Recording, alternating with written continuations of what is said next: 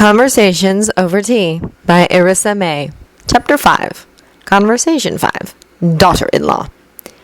Kneeling at the table beside her father, Wing Xiu tried hard not to fidget with her fan, or bite too hard at her lips and muss her makeup, or otherwise embarrass her ancestors.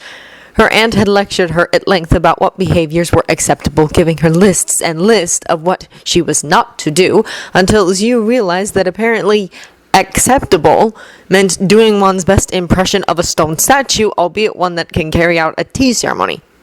Which in Xiu's opinion was quite a miraculous thing for a stone statue to be able to carry out. But she had learned by then that Honorable Aunt Ting did not approve of such ridiculous flights of fancy, and so knew better than to share the thought. It is such a shame that your mother died before she could properly teach you, Aunt Ting had told Xiu with a sniff. Your late mother was a woman of grace and impeccable manners, she added, her expression and tone clearly conveying that in this area Xiu had little resemblance to her mother. Xiu had only nodded at the implied reprimand. Xiu had been 8 when her mother died in childbirth, and so she could remember for herself. She also remembered that her mother had always been her staunch defender, with an absolutely vicious temper when provoked, but kept quiet her own suspicions as to what Xiu's mother would have said in response to Aunt Ting's disdainful comments. Xiu kept quiet because she had seen the utterly lost look her father had when he explained to her that he felt that he had failed his daughter by not remarrying to ensure she had proper feminine influences. A phrase Xiu had quickly learned to attribute to Aunt Ting's interference. It was not even that Aunt Ting did not mean well. The woman truly thought she was helping with her pointed criticism and harsh truths. It was just that before Aunt Ting had gotten involved, Xiu had been happy, just living with her father and her 2 brothers, Mu, elder, and Peng, younger, doing her part to keep the household running and sharing her kitchen with no one. But then Mu had married Jia, a lovely lady who Xiu got on quite well with, despite the fact that Jia had effectively taken over Xiu's previous role in the house. It was impossible not to like a woman who could make her brother smile like that, and since she had joined their household, Xiu had suddenly had someone to swap recipes and talk embroidery patterns with, which had been wonderful. And father had suddenly had been reminded by Aunt Ting, that Xiu was of a marriageable age too, and that it was really about time that he did something about this, invited his sister-in-law over to cram as much as she could about acceptable behavior into his appallingly unrefined daughter. Fortunately, Aunt Ting had come down with terrible stomach cramps. Xiu had a suspicion that she owed Jia a really nice gift for the coming New Year's for slipping something into Aunt Ting's food, and so had not been able to attend this session with the matchmaker and the Fa Lis, which Xiu was so very grateful for, as even without her aunt's judgmental gaze upon her, she was so nervous that she was barely refraining from shaking. Even father's smile was not enough to settle her nerves, as she could sense that he was as unsure about this as she was.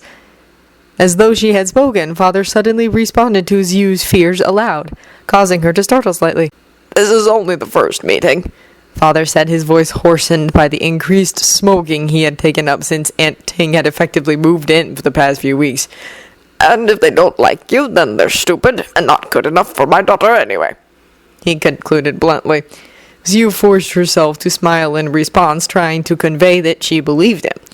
She tried to force herself to relax, but in between the reputation that the Fa Lis had for having the Emperor's esteem and Aunt Ting's utter assurance that Xiu's graces were deeply wanting, even this reassurance was not quite enough to make her feel better. She had absolutely no idea why the matchmaker had suggested her, of all the eligible ladies in this region, to possibly be Fa Ying's bride, and could only conclude that the pickings had been slim. Aunt Ting had strongly implied as much, and even Jia had seemed surprised to hear the name of Xiu's potential fiancé.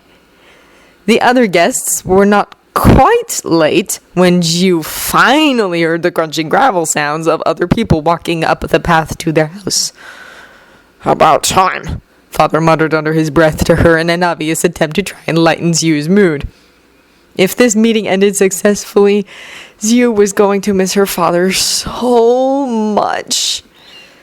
To Zyu's surprise, the number of people coming in the door were more than she had expected.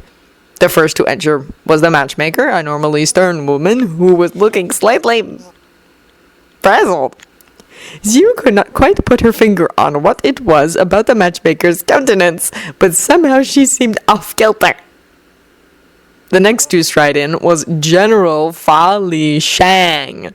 Zyu had seen him at a distance before, but she was immediately struck by how, despite the fact that the man looked to be older than her father, who was close to celebrating his 48th birthday, his spine was straight and he moved with the practiced grace of a master martial artist. His countenance was formidable, but Zyu noticed faint laugh lines around his sharp eyes that made her feel a slight stirring of hope. The general was closely followed by a young man that Zyu recognized as Ying, or maybe future husband. It was actually a little unusual, Zyu knew, that Ying was even present at this meeting, but she had not been upset when the matchmaker had delicately explained that the Fa Li's insisted on this. Rather the opposite, actually. She had known of Ying for quite some time, and again seen him at a distance, but it had been years since she had an opportunity to get his measure. Jia was, however, apparently a childhood friend of Ying's elder sister Min, and she insisted that Ying was kind. Zyu hoped her sister-in-law was right. Zyu studied Ying closely. Here was a man who she might be joined to for the rest of her life. Here was a man that if they married would have a great deal of power over her future happiness, just as she would have a great deal of power over his. His expression as he stepped through the doorway was carefully, politely blank, but Zyu could see the way that his fists were slightly clenched, the knuckles whitened. She hoped that it was only nerves and not some worse negative emotion. His eyes widened when he saw her, and he opened his mouth as though to say something, but then visibly changed his mind and remained silent. Zyu wondered what it was that he wanted to say, but was distracted by the two ladies who followed him in. She was a little startled at the brilliant grin offered to her by the younger of the two from behind everyone's backs. The grin was quickly replaced by a carefully constructed and proper somber expression, but Zyu knew what she had seen. Fa Min might be dressed in expensive silks, with her hands tucked demurely into her sleeves, but the spark in her eyes showed what a lie the demure presentation was. Zyu had a feeling that Aunt Ting would greatly disapprove of her, if only because she was both unmarried and looked to be at least 5 years elder than Zyu. And she thought that she might have an inkling why Jia giggled without explaining whenever her old friend came up in conversation. But far more startling was her prospective mother-in-law. Zyu had heard a lot of rumors about Fa Li Mulan over the years. The first thing that she noticed was that just like her husband, son, and now that she mentioned it, her daughter, Fa Li Mulan moved like a martial artist. Zyu had spent long enough in the company of her father, brothers, and their friends to know a warrior when she saw one, and although Fa Li Mulan might have worn the costume of a respectable elder woman with graying hair and careful makeup, Zyu would eat her fan if her prospective mother-in-law dressed like this normally. The discomfort in the fancy clothes was subtle, but Zyu did not miss how her stride was ever so slightly too long for the narrow skirt, which on closer examination had a split to allow for freer movement than formal women's clothes normally had. Jia had sworn blind that the stories of Fa Mulan being the one to stop the Hun in their tracks and save the emperor were completely true. Aunt Ting scoffed and told Jia to stop filling Zyu's head with ridiculous stories. Zyu had not disbelieved her sister-in-law, but she had not been sure whether or not Jia had been exaggerating a little. But as Mulan used one hand to push a thin tendril of hair that had escaped the elaborate comb in her hair, Zyu could see how her knuckles were thick and roughened, with the nails painted but trimmed short. The calluses lately on her palms that Zyu would bet her mother's fan had come from a sword, not pushing a broom around. These hands were weapons. As if in confirmation of this thought, the movement of Mulan pushing back her hair drew attention to a long, thin scar that ran from hairline to neck that looked suspiciously like it had been made with a sharp blade.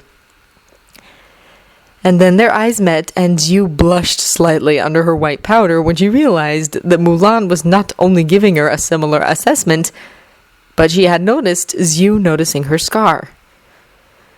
Mulan, though, rather than annoyed, appeared to be waiting for something. Zhu did not miss the piercing intelligence in her prospective mother-in-law's eyes, and wondered what it was Mulan was looking for. Rather than stay locked in a stare, Zhu bowed her head respectfully to the woman, both because she had been taught that it was important to show respect to veterans who had made sacrifices for China. She saw no reason why a female veteran should be shown any less deference, and because should Mulan become her mother-in-law, she could truly make Zhu's life a living hell. Zhu was nervous of this possibility, of course, but she thought she had seen similar laugh lines around Mulan's eyes to those that Shang had. It gave her hope that she would not have hoped for had the marriage offer come from others, like perhaps the Wu family who lived down the way, whose matriarch was a notorious harridan.